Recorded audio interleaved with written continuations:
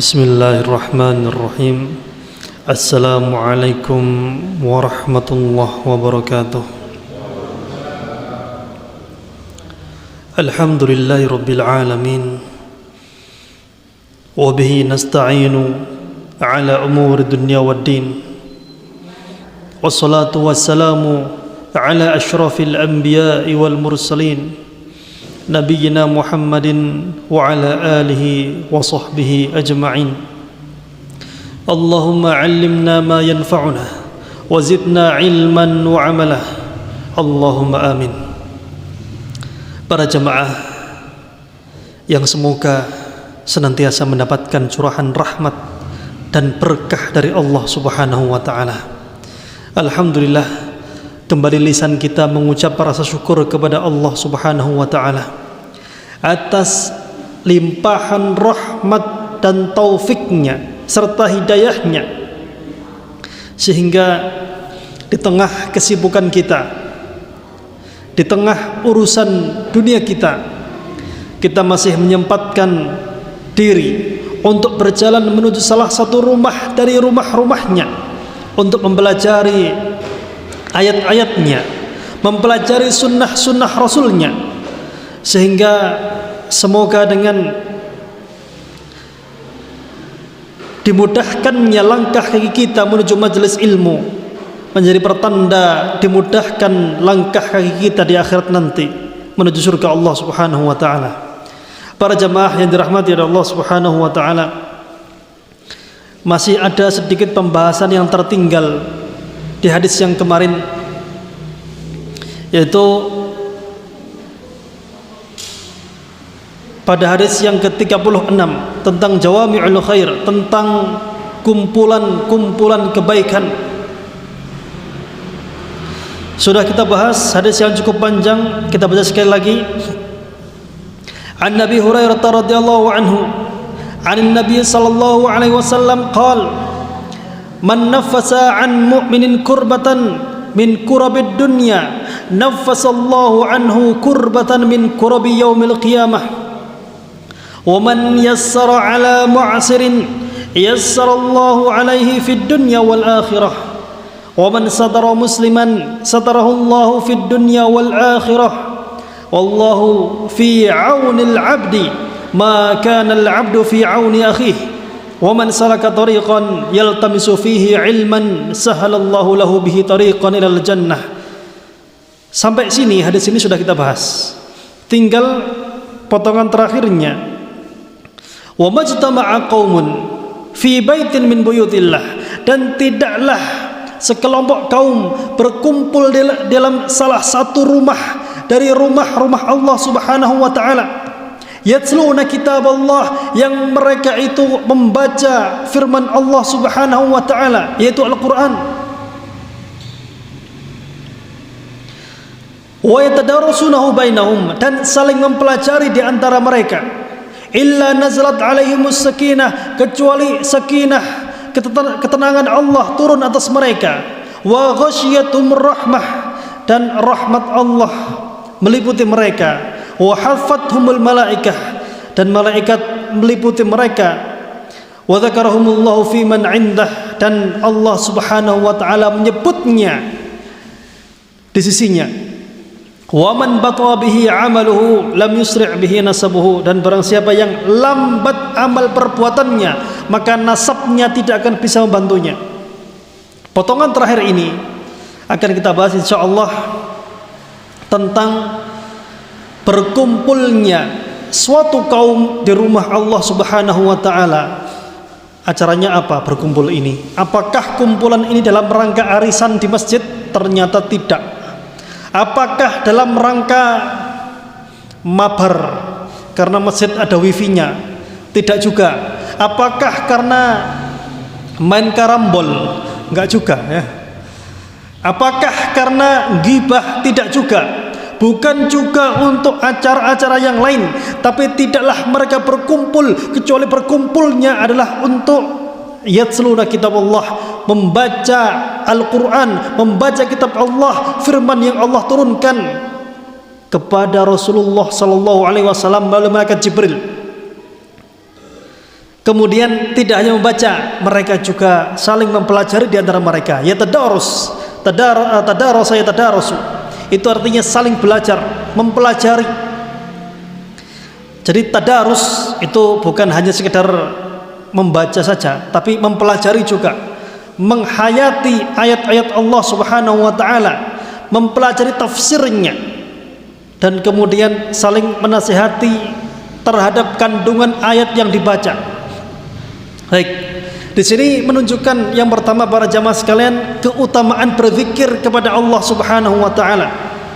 Karena membaca Al-Qur'an itu termasuk zikir, salah satu zikir yang paling agung. Sekali lagi para jamaah sekalian, zikir itu banyak sekali macamnya. Zikir itu banyak sekali modelnya. Tapi zikir yang paling utama, salah satunya adalah kita membaca Al-Quran. Itu juga termasuk di dalamnya bentuk zikir kita kepada Allah Subhanahu wa ta'ala. Yaitu Allah Subhanahu wa ta'ala berfirman, "Utslu ma uhiya ilaika minal kitab wa aqimis shalah." Bacalah apa yang diwahyukan kepadamu dari kitab dan dirikanlah salat. Innas salata tanha 'anil fahsya'i wal munkar. Sesungguhnya salat ini menahan, menghalangi dari perbuatan keji dan mungkar. Wala dzikrullahi akbar. Dan sungguh menyebut Allah, mengingat Allah adalah sesuatu yang sangat agung perkaranya. Wallahu ya'lamu ma tasna'un. Allah mengerti, Allah mengetahui segala yang kalian perbuat. Jadi para jamaah yang dirahmati oleh Allah Subhanahu wa taala, ini mengingatkan kita kepada keutamaan berzikir, dan juga mengingatkan kita kepada salah satu firman Allah Subhanahu wa taala tentang perintah mengingat Allah Subhanahu wa taala. Ya ayyuhalladzina amanu dzkurullaha dzikran katsira. Wahai orang-orang yang beriman. Karena yang mengingat Allah Subhanahu wa taala hanya yang beriman, sementara yang kufur, jangankan mereka mengingat Allah, kenal saja tidak. Mungkin kenal, beriman saja enggak mau, apalagi mengingat. Ya ayyuhalladzina amanu dzkurullaha dzikran katsira. Wahai orang-orang yang beriman, ingatlah, berzikirlah, sebutlah Allah, zikirlah dengan zikir yang banyak. Wasabbihu bukratan wa asila. Dan bertasbihlah pada pagi dan sore hari. Dan para jemaah yang dirahmati oleh Allah Subhanahu wa taala,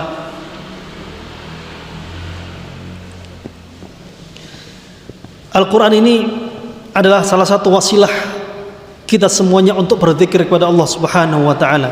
Allah Subhanahu wa taala berfirman, "Wa anzalna 'ilaika dzikra litubayyana lin-nas ma nuzzila ilaihim wa la'allahum yatafakkarun." Dan kami turunkan kepadamu, yaitu az-zikr, salah satu nama dari Al-Quran, untuk engkau jelaskan kepada seluruh manusia, dan agar kalian berfikir.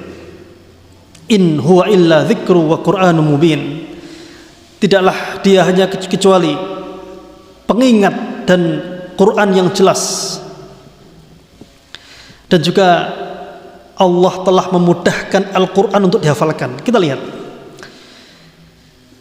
seluruh kitab suci yang ada saat ini, saya enggak sebut merek kitab sucinya ya, tidak ada yang semudah Al-Quran untuk dihafalkan. Kita lihat anak kecil 7 tahun, 8 tahun hafal Quran sempurna, itu banyak sekali, tidak terhitung jumlahnya. Dan semoga anak-anak kita termasuk yang tergolong di dalamnya, amin. Tapi kita lihat non-Islam misalnya, adakah dari mereka yang menghafal kitabnya sebagaimana orang-orang muslim, anak-anak kaum muslimin menghafal kitabullah?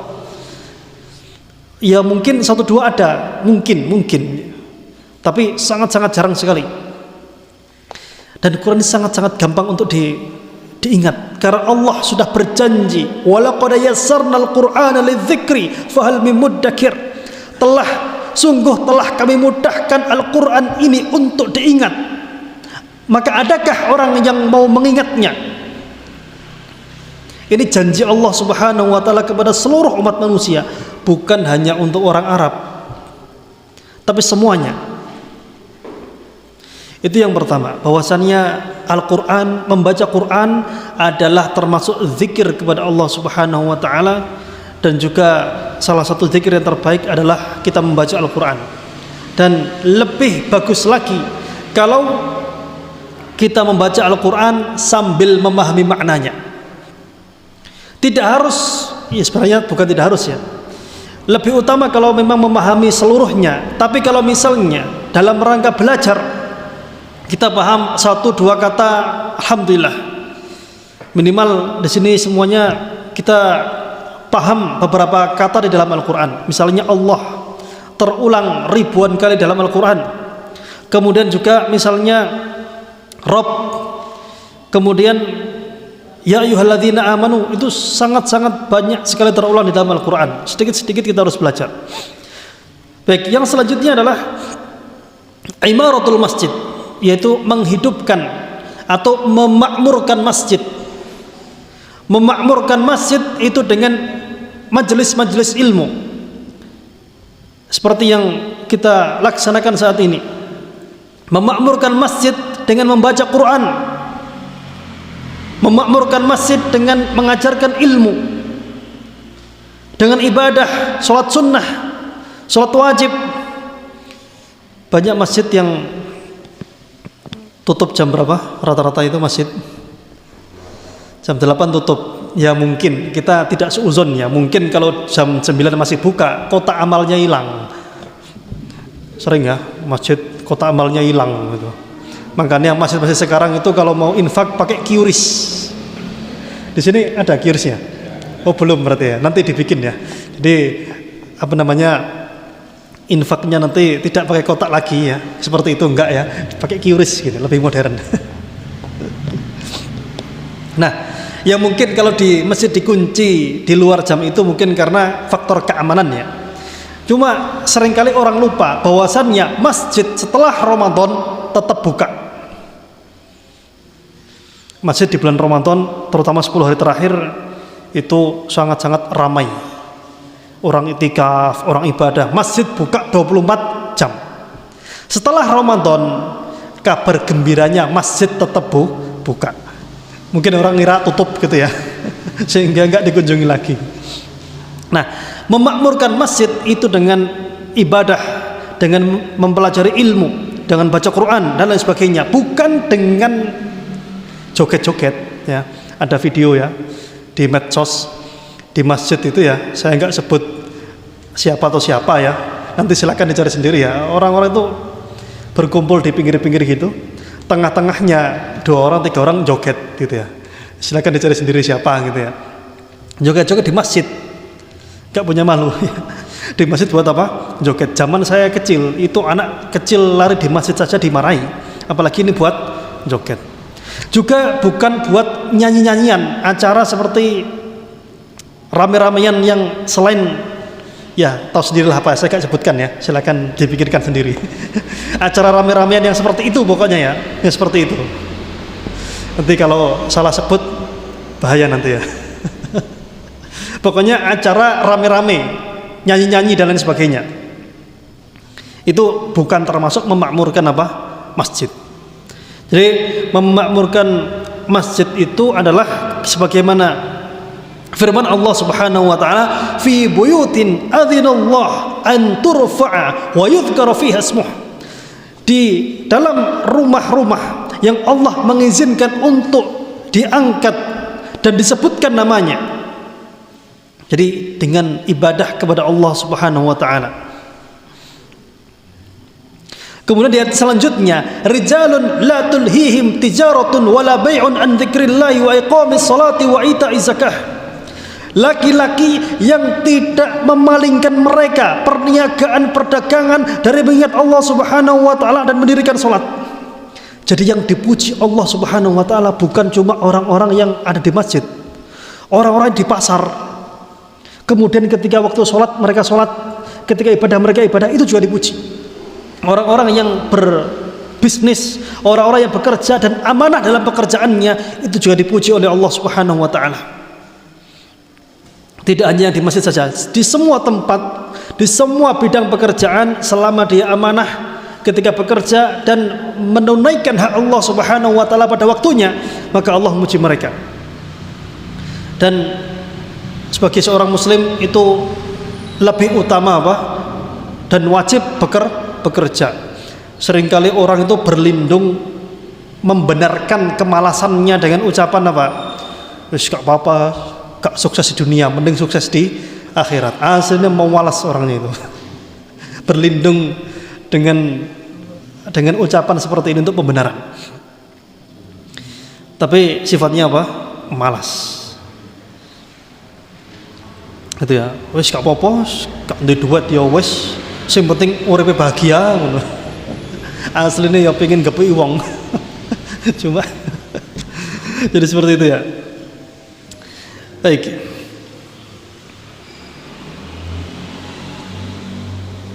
Jadi para jemaah yang dirahmati Allah Subhanahu wa taala,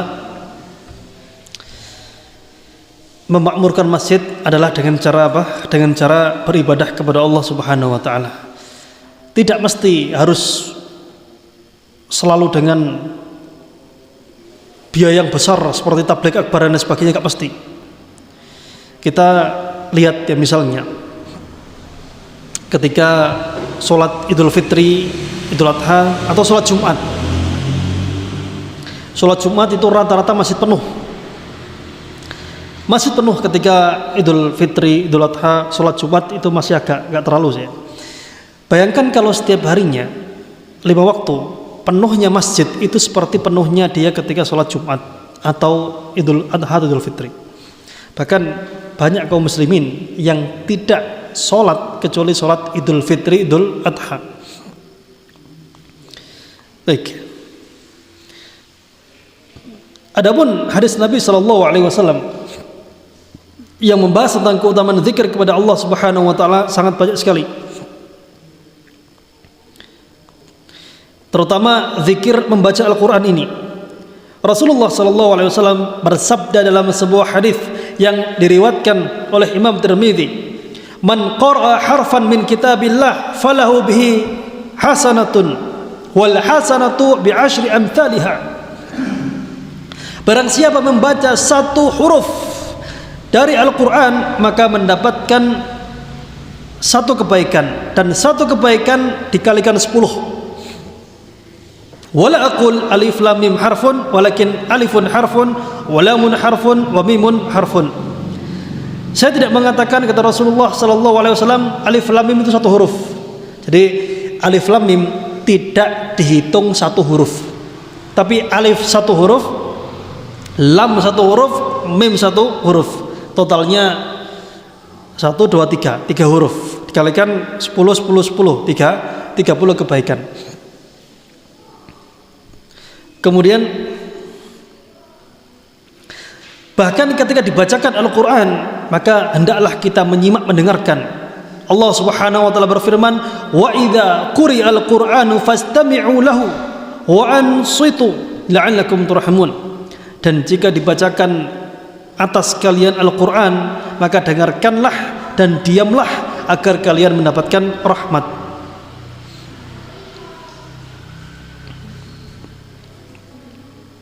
Baik. Kemudian pada hadis ini juga menjelaskan tentang kebaikan di atas kebaikan, nurun ala nur, cahaya di atas cahaya. Yaitu di sini Allah Subhanahu wa taala menyebutkan dalam firman-Nya, "Kitabun anzalnahu ilaika mubarakun liyadabbaru ayatihi wa liyatadhakkaru ulul albab." Kitab yang Allah turunkan atasmu, kepadamu, yang diberkahi untuk ditadaburi ayat-ayatnya, dan agar orang-orang yang memiliki akal pikiran itu mau berfikir. Jadi Al-Quran ini selain wasilah untuk kita berzikir dan beribadah, wasilah kita untuk memahami kunci sukses hidup di dunia ini. Wa hadza ma yadullu alaihi qauluhu sallallahu alaihi wasallam, dan inilah yang ditunjukkan sebagai bukti dari sabda Rasulullah sallallahu alaihi wasallam, "Wa mastama'a qaumun fi baitin min buyutillah," dan tidaklah suatu kaum sekelompok manusia berkumpul di salah satu rumah dari rumah-rumah Allah Subhanahu wa taala, ala annahu tahsulu fadilatu dzikri wa tilawatil Quran al-madhkurah fil hadits, yaitu disebutkan bahwasannya mendapatkan fadilah berzikir kepada Allah Subhanahu wa taala dan juga faedah tilawah Al-Quran, pahalanya double, dan juga pahala memahami firman-Nya. Dan ini merupakan karunia Allah Subhanahu wa taala. Oleh karena itu memiliki, di sini disebutkan 4 keutamaan. Yang pertama adalah nazalat alaihimus sakinah, turun atas mereka sakinah, ketenangan, ketentraman. Kenapa? Karena dengan berzikir kepada Allah Subhanahu wa taala itu menenangkan hati. Allah Subhanahu wa taala berfirman, "Alladzina amanu wa tatma'innu qulubuhum bi dzikrillah, ala bi dzikrillah tatma'innul qulub." Yaitu mereka orang-orang yang beriman dan hatinya tenang karena mengingat Allah Subhanahu wa taala. Ketahuilah, hanya dengan mengingat Allah Subhanahu wa taala hati akan menjadi tenang. Karena seringkali seseorang telah capek dengan urusan dunianya, maka sudah saatnya dia kembali kepada Rabb-Nya. Kita sehari sholat 5 waktu, bangun tidur kita dianjurkan untuk segera mengingat Allah Subhanahu wa taala melalui sholat subuh. Kemudian selang berapa waktu matahari telah meninggi, datanglah waktu sholat duhur, saatnya kita beristirahat mengingat Allah Subhanahu wa taala. Kemudian asar, maghrib, dan sebelum tidur di waktu isya kita masih mengingat Allah Subhanahu wa taala.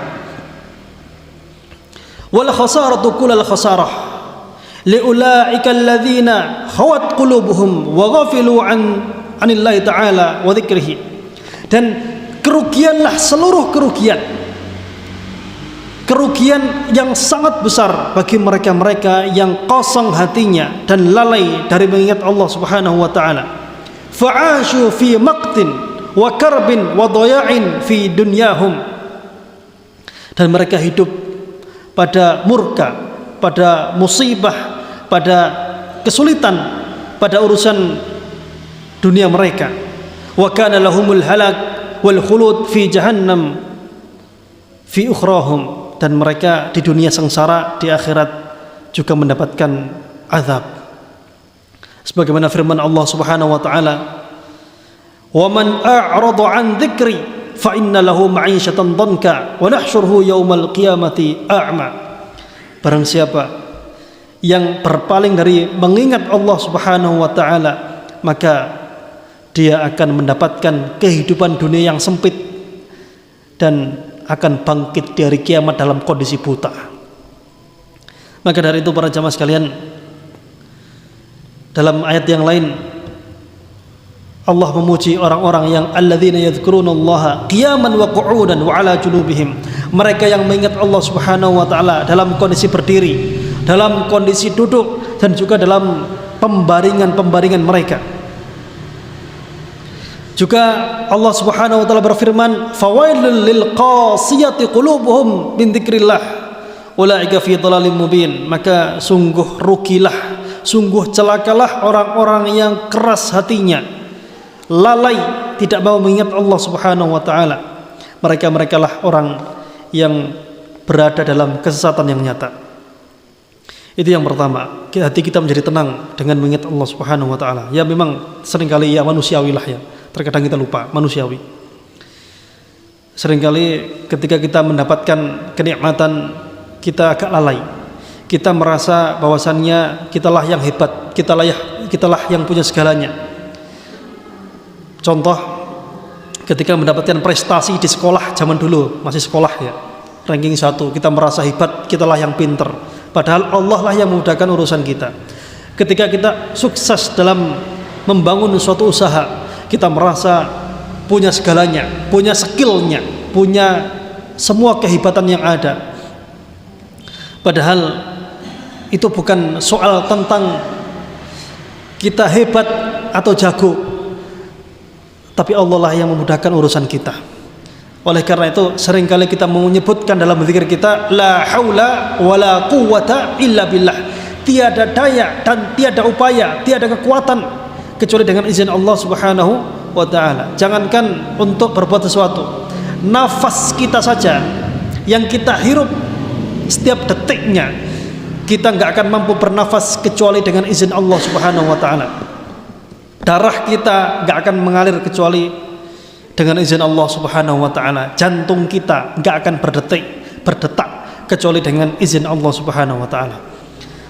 Makanya orang stroke itu karena satu syaraf yang berhenti atau ada masalah dalam sistem organ tubuhnya, maka dia akan terkena stroke dan yang lainnya. Kemudian itu yang pertama. Kemudian ghasyiyatuhumur rahmah, yaitu rahmat Allah Subhanahu wa taala turun atas mereka. Allah Subhanahu wa taala berfirman, "Qul bi fadlillahi wa bi rahmatihi fabidzalika falyafrahu huwa khairum mimma yajma'un." Katakanlah, dengan keutamaan Allah Subhanahu wa taala dan karunia-Nya serta rahmatnya, dengan itu semuanya maka hendaklah mereka berbahagia.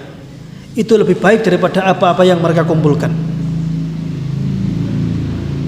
Dan Allah Subhanahu wa taala itu merahmati orang-orang yang berbuat baik. Fatuba lihaula'il ladzina qurbat minhum rahmah, dan berbahagialah, beruntunglah mereka orang-orang yang dekat dengan rahmat Allah Subhanahu wa taala. Sering kita bahas bahwasannya rahmat Allah tidaklah gratis, tidaklah datang percuma, tapi ada harga yang harus dibayar, ada darah yang harus dikucurkan, ada air mata yang harus diteteskan, ada keringat yang harus dikucurkan, ada perjuangan yang harus diperjuangkan. Ya mungkin setiap orang berbeda-beda kadarnya. Yang diuji dengan kekurangan maka berjuang atas kekurangannya. Yang diuji dengan kelebihan maka dia bertanggung jawab dengan kelebihannya. Jadi para jamaah yang dirahmati oleh Allah Subhanahu wa taala, kita berusaha untuk memaksimalkan segala yang Allah berikan kepada kita untuk mencari ridhonya. Dan setelahnya rahmat Allah Subhanahu wa taala datang kepada kita. Seringkali kita berdoa, doa yang sangat kita harapkan terkabulnya di akhirat nanti adalah Rabbana la tu'akhidhna in nasina au akhtana. Ini sangat-sangat indah doa ini. Ya Allah, ya Tuhan kami, janganlah menghukum kami jika kami bersalah, jika kami berbuat kesalahan atau kami lupa. Orang lupa, orang berbuat salah karena tidak tahu. Itu apakah mendapatkan hukuman dari Allah Subhanahu wa taala? Saya ingin berikan satu permisalan. Mungkin dulu pernah kita sebutkan di sini, tapi kita sebutnya lagi murojaah ya. Murojaah sedikit. Kalau di suatu perusahaan, jenengan punya perusahaan, punya pabrik, ada dua karyawan, yang satu sangat-sangat perhatian dengan peraturan, buku SOP yang tebalnya ratusan halaman dibaca semuanya, berusaha mentaati seluruh aturan yang ada. Kemudian akhirnya suatu hari dia berbuat kesalahan tanpa disengaja. Itu yang pertama. Pegawai yang kedua tidak peduli dengan segala peraturan. Peraturan tidak dihiraukan, kemudian terjatuh dalam kesalahan. Mana yang lebih berpotensi untuk dimaafkan? Atau contoh lain, ada dua siswa, dua-duanya sekolah. Yang satu semangatnya tinggi belajar, kok nilainya masih jelek karena memang ya kurang bisa memahami pelajaran dengan baik. Itu yang pertama. Siswa yang rajin belajar, tapi pinternya nggak seberapa pinter. Kok akhirnya nilainya jelek? Kata gurunya apa? Oh iki sakno wis gak diunggahno. Wis dunggono ae. Karena apa? Dia sudah berusaha. Satu lagi siswa, ya pinter lumayan, kemudian tapi mbaweling, gak nurut sama sekali ya. Gurunya pasti bilang apa? Ya sudah, gak usah dinaikkan, tinggal kelas saja. Itu guru zaman dulu ya. Kalau guru zaman sekarang gak bisa gitu, kena undang-undang apa gitu ya, saya kurang tahu itu ya. Kena gitu ya. Jadi seperti itu para jamaah sekalian. Kalau kita sudah berusaha untuk mempelajari firman Allah Subhanahu wa taala, kita belajar larangan-larangan Allah Subhanahu wa taala, kita belajar batasan-batasan yang diberikan oleh Allah Subhanahu wa taala, berusaha mengamalkannya, kok masih terjatuh ke dalam kesalahan, baik tidak sengaja maupun lupa, ya Allah, janganlah hukum kami ketika kami lupa ataupun kami bersalah. Rabbana la tu'akhidna in nasina aw akhtana. Dan orang yang seperti inilah yang paling berpotensi untuk mendapatkan apa? Ampunan. Karena begini para jamaah sekalian, seringkali kita berbuat salah tanpa sengaja. Seringkali kita berbuat salah tanpa ada niatan. Contohnya adalah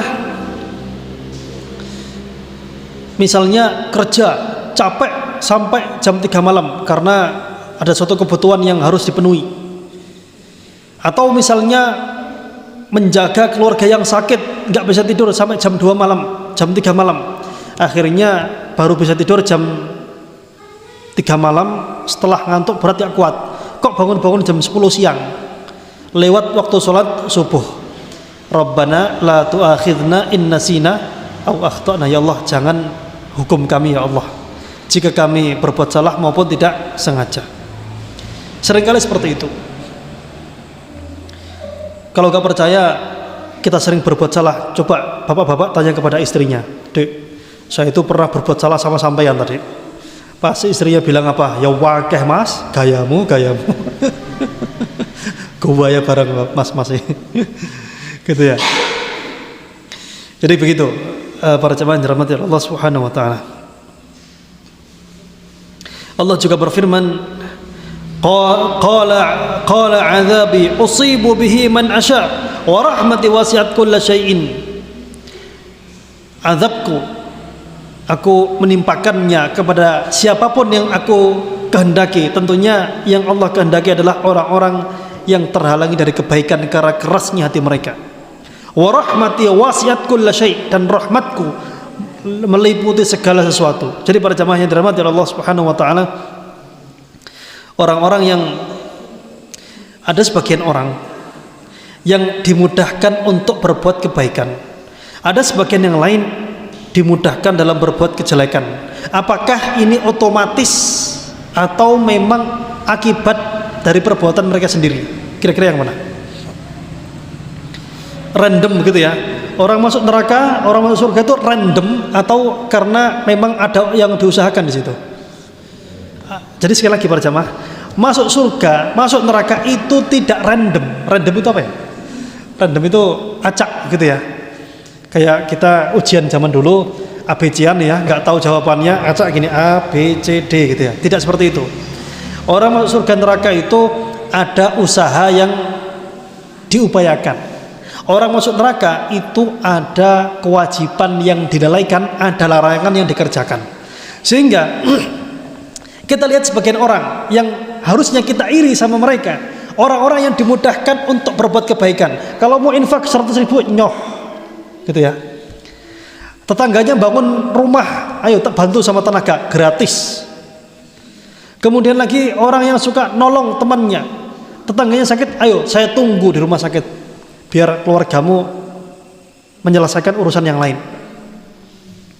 Orang yang dimudahkan istiqomah untuk ibadah-ibadah sunnah, dimudahkan berpuasa, dimudahkan untuk sholat sunnah, dimudahkan untuk sedekah yang sunnah dan yang wajib, kita harusnya iri sama mereka. Nah, kemudahan yang mereka alami itu tidak bawaan dari sono. Memang ada orang yang bawaan dari sononya, tapi sangat jarang. Tapi itu semuanya dengan latihan. Jangan kalau nggak percaya, ada lewat sini ya, Kota Amal ya, atau nggak cuma di sinilah, di mana saja ya, ada Kota Amal. Pingin ada rasa pingin masukin ke kaleng ya, jabut 100.000 masuk kaleng atau masuk sak lagi? Jujur. Masuk siapa sih kaleng? Kaleng disak ya. Mungkin masuk sak lagi. Jabut lagi 50.000. Kaleng apa sak? Ya mungkin sak lagi gitu ya. 20.000. Mikir-mikir. 10.000. Ada yang mungkin masuk kaleng ya, ada yang balik lagi ke sak. Ada 2.000. 2.000-an ada dua. Satu 2.000-an yang masih baru, satunya lagi lowecek. Hitam gitu ya, warna itu. Yang dimasukkan apalagi yang lecek gitu. Nah, contoh infak sedekah. Itu orang memang ada yang dari sononya bawaan dermawan, memang ada. Tapi ada orang-orang yang dermawan itu karena latihan. Karena apa? Latihan. Orang rajin puasa misalnya. Rajin puasa, apalagi puasa Daud ya. Memang ada yang dimudahkan untuk berpuasa. Itu enggak serta-merta tiba-tiba puasa, enggak. Latihan ya, latihan puasa Senin Kamis dulu ya. Latihan akhirnya apa? Istiqomah. Nah, begitu pula kejelekan itu ada kebiasaannya. Saya kasih contoh, mesoh, tahu mesoh ya? Mesoh itu sulit apa gampang? Sulit ya. Orang kalau nggak biasa mesoh, disuruh mesoh itu nggak keluar itu hurufnya itu. Keluar pun mesoh tajwidnya nggak pas. Susah, mesoh itu susah ya. Kalau nggak biasa mesoh susah sekali. Tapi kalau biasa mesoh itu pasti fasihnya luar biasa. Ada kol-kolahnya pula di situ kalau mesoh itu ya. Contoh lain misalnya orang nyuri mangga tetangganya. Nyuri mangga itu kalau nggak biasa nyuri itu nggak bisa. Suruh ngambil metik gitu susahnya luar biasa, nggak bisa. Tapi kalau sudah terbiasa itu sudah sangat lihai, sangat-sangat pro ya, mahir sekali. Kemudian lagi misalnya adalah apalagi misalnya di kampung-kampung itu biasanya misalnya adalah ngomeli suami misalnya Pak, ibu misalnya ngomeli suami atau bapak-bapak marahin istrinya, suami marahin istrinya, ibu-ibu ngomeli suaminya. Di sini masih ada yang suka diomeli? Yang mana orangnya Pak? Diomeli suami itu diomeli istri. Nah, kalau perempuan tidak biasa ngomel itu susah sekali, gak bisa. Jenengan niku mboten angsal ngoten niku. Lah pripun? Nggak ngeten lho, nggih pun selesai sudah urusannya. Bapak-bapak juga sama. Kalau nggak biasa marah sama istrinya itu nggak bisa marah-marah gitu. Ya wis Dek, timbane ngrungokno radio rusak aku ngono wis. Susah ya. Jadi kebaikan itu tidak serta-merta bisa diaplikasikan dalam kehidupan kita kecuali sudah latihan-latihan sebelumnya. Begitu pula kejelekan baru bisa dipraktekkan kecuali sudah ada latihan-latihan sebelumnya. Latihan ini tidak harus disengaja. Kadang-kadang tidak sengaja. Baik, kemudian yang selanjutnya adalah hafathumul malaikah. Malaikat ini menaungi mereka. Kemudian di sini maksud dari menaungi mereka adalah mereka berdoa ya. Mereka itu berdoa agar Allah Subhanahu wa taala mengangkat derajat mereka.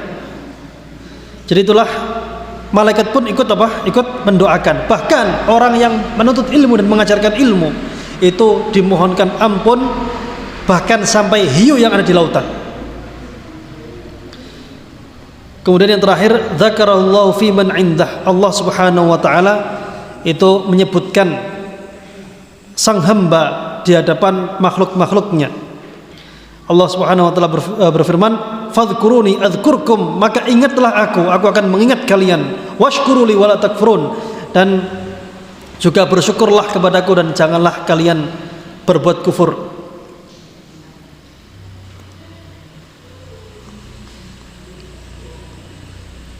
Isyanya masih lama. Ini lagi ya. Jadi begitu ya, para jamaah yang dirahmati Allah Subhanahu wa taala. Keutamaan kita bermajelis ilmu itu sangat luar biasa. Namun sebelumnya bermajelis ilmu sendiri itu memang memiliki keutamaan yang sangat besar dan itu pun berpahala. Bahkan sebagian ulama mengatakan menuntut ilmu, mempelajarinya lebih diutamakan daripada sholat sunnah. Tapi bukan berarti kita meninggalkan sholat sunnah, tidak. Kenapa? Yang paling bagus adalah dikerjakan dua-duanya. Ini berlaku kalau bertabrakan gitu ya, bertabrakan antara sholat sunnah dan menuntut ilmu. Tapi jika bisa dikerjakan dua-duanya, maka dikerjakan dua-duanya lebih utama. Dan keutamaan menuntut ilmu ini, sekali lagi, keutamaan menuntut ilmu akan menjadi bumerang, akan menjadi bencana kalau ilmu itu tidak diamalkan, tidak dipraktekkan. Yang paling celaka siapa? Ya yang menyampaikan di depan ini, kalau nggak diamalkan itu paling tinggi resikonya. Kenapa? Karena yang menyampaikan haruslah yang utama apa? Yang utama mengamalkan. Ibnu Jauzi pernah dalam majelisnya atau dalam satu biografinya beliau mengatakan, tatkala melihat orang-orang berkumpul untuk mengambil ilmu darinya, beliau mengatakan, kaifa idza najau wa halakt, bagaimana jika mereka nanti di hari kiamat selamat karena ucapanku, karena pelajaran yang kuberikan. Jadi intinya, bagaimana jika mereka murid-murid saya itu, mereka jamaah saya itu selamat di akhirat, namun di akhirat justru aku yang celaka. Itu sangat-sangat perlu kita perhatikan. Jadi tidak ada yang namanya mubaligh, ustadz, kiai ataupun pemuka agama itu nggak ada jaminan masuk surga, nggak ada. Tidak ada jaminan masuk surga. Apalagi yang viral-viral saat ini itu ya. Itulah pokoknya ya. Pokoknya itu ya. Jadi tidak ada jaminan masuk surga. Bahkan putri Rasulullah sallallahu alaihi wasallam yang bernama Fatimah, Rasulullah sallallahu alaihi wasallam berpesan kepadanya, wahai Fatimah, beramallah, saya enggak mampu menyelamatkanmu di akhirat nanti. Itu pesan Rasulullah sallallahu alaihi wasallam kepada putrinya Fatimah. Tapi sekarang banyak orang yang ngaku-ngaku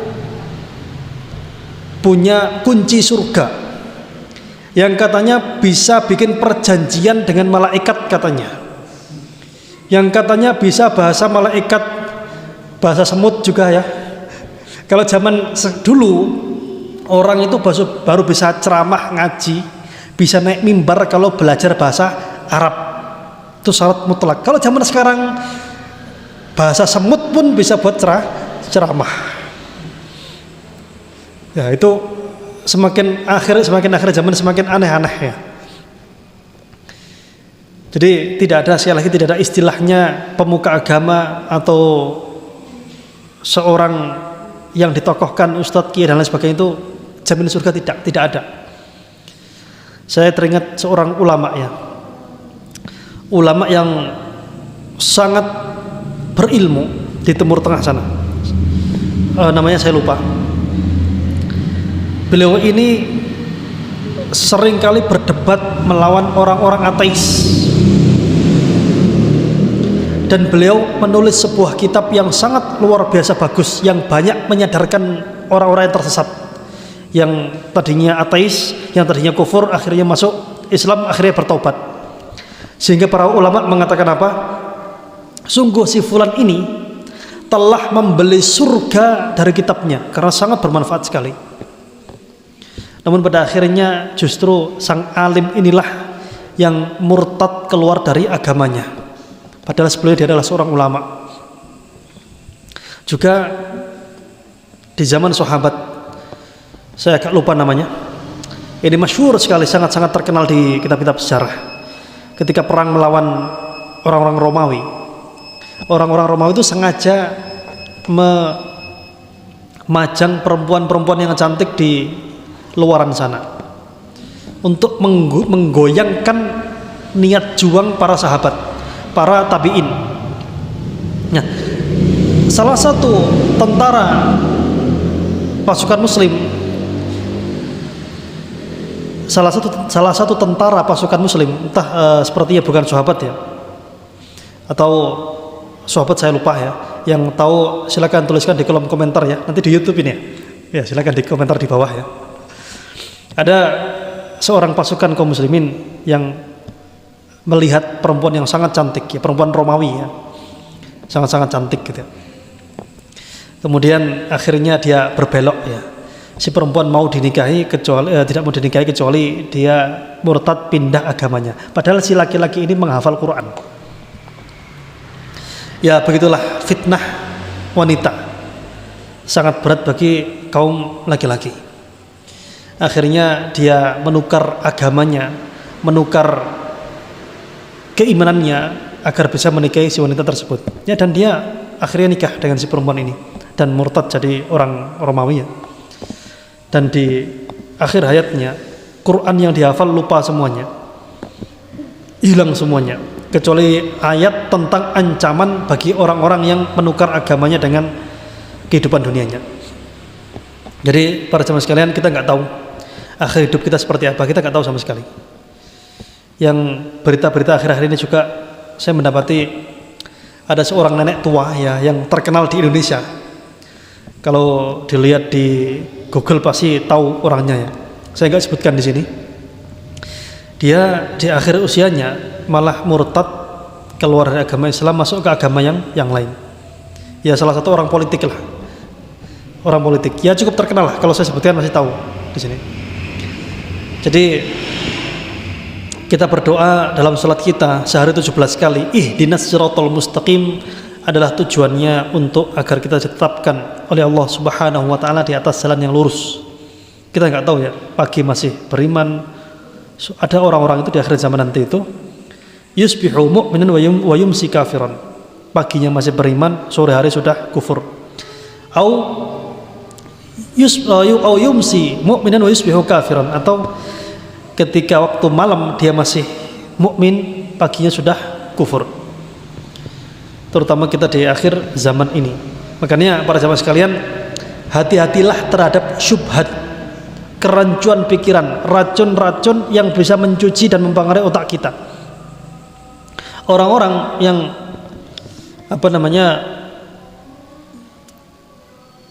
contoh misalnya liberal ya, orang liberal itu mereka bikin syubhat. Contoh misalnya kaum Nabi Lut yang penyuka sesama jenis. Katanya orang-orang liberal yang diazab itu bukan karena homoseksualnya, tapi salah posisinya dalam berhomoseksual, katanya gitu. Kan sangat-sangat kacau.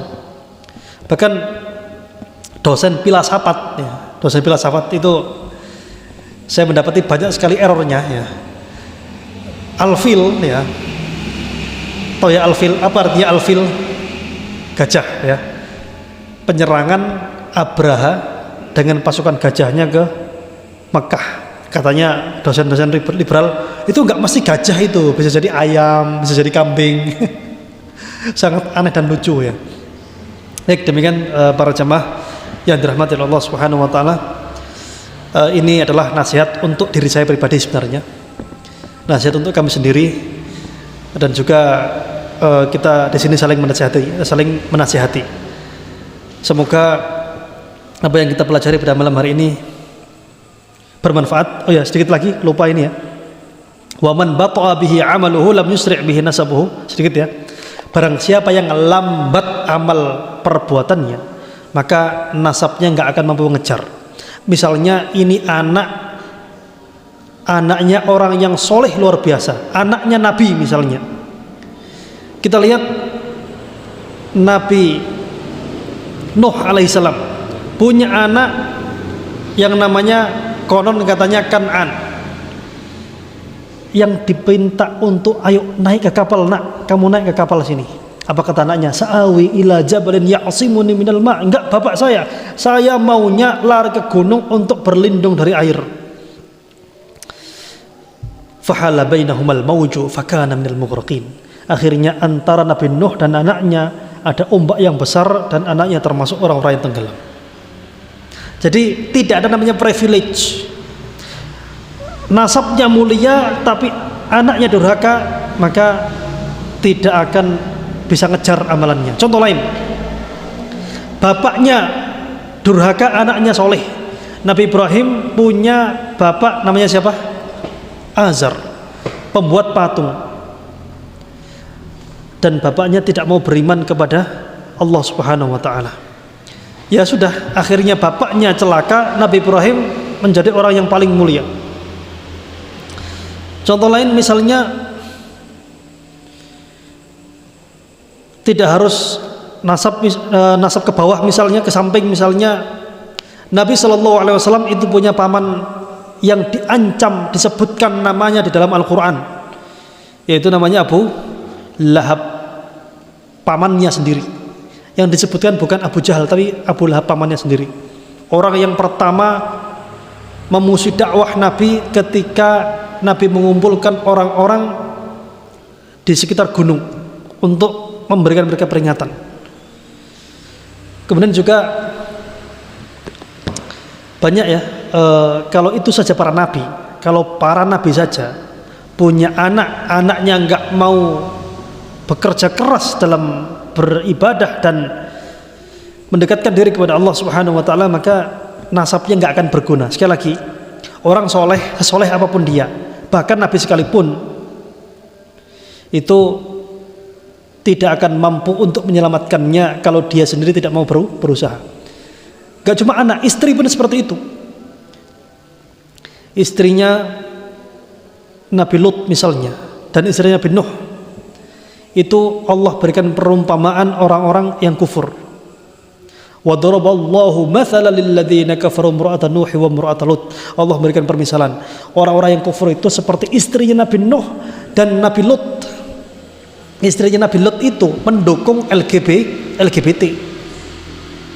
Akhirnya kenapa? Kena azab juga.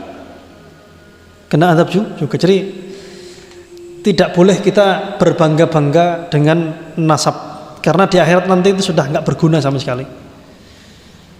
Apalagi banyak video sekarang viral ya, kalau nanti mati ya, nulis surat kecil gini ya, kertas kecil ditulis ya, jangan dijawab kalau ada pertanyaan dari malaikat gitu ya. Kasihkan surat ini, tiket surga. Gak mungkin, itu mustahil. Ya. Kemudian ketika ditanya, man rabbuka fulan, man nabiyuka fulan, madinuka fulan, ya disebutkan nama orang gitu ya, siapa ya, cari saja di medsos pasti ketemu ya. Akhirnya datang memberi syafaat, padahal orangnya ibadahnya nggak lengkap. Yang seperti ini sangat-sangat mustahil. Nabi saja nggak mampu untuk memberikan syafaat kepada putrinya, apalagi fulan dan fulan. Apalagi kalau benar, kita nggak tahu benar apa enggak, dia soleh apa enggak gitu. Jadi para jamaah sekalian, sekali lagi, nanti di akhirat kita akan sendirian. Kita di akhirat sendirian. Bahkan kita akan lari dari anak dan istri karena nggak mau mikul tanggung jawab. Yauma yafirrul mar'u min akhihi wa ummihi wa banihi wa sahibatihi wa banihi. Jadi di hari orang akan lari dari saudaranya, bapaknya, ibunya, anaknya, suami istri, lari semuanya. Kecuali orang-orang yang nanti memang bertemu karena Allah, berpisah karena Allah, saling nasihat-menasihati dalam kebenaran. Demikianlah para jamaah sekalian, semoga Allah Subhanahu wa ta'ala menjadikan kita semuanya termasuk dalam golongan hamba-hambanya yang beristiqamah, senantiasa beramal soleh, dan yang terpenting semoga Allah Subhanahu wa ta'ala membimbing kita kepada rahmatnya, kepada maghfirahnya dan ampunannya, dan semoga Allah Subhanahu wa ta'ala menyelamatkan kita semuanya di akhirat nanti dari neraka, dan semoga Allah Subhanahu wa ta'ala memasukkan kita ke dalam surganya. Jazakumullah khairan wa barakallahu fikum. Kita akhiri, subhanakallahumma rabbana wa bihamdika asyhadu an la ilaha illa anta astaghfiruka wa atubu ilaik. Assalamualaikum warahmatullahi wabarakatuh.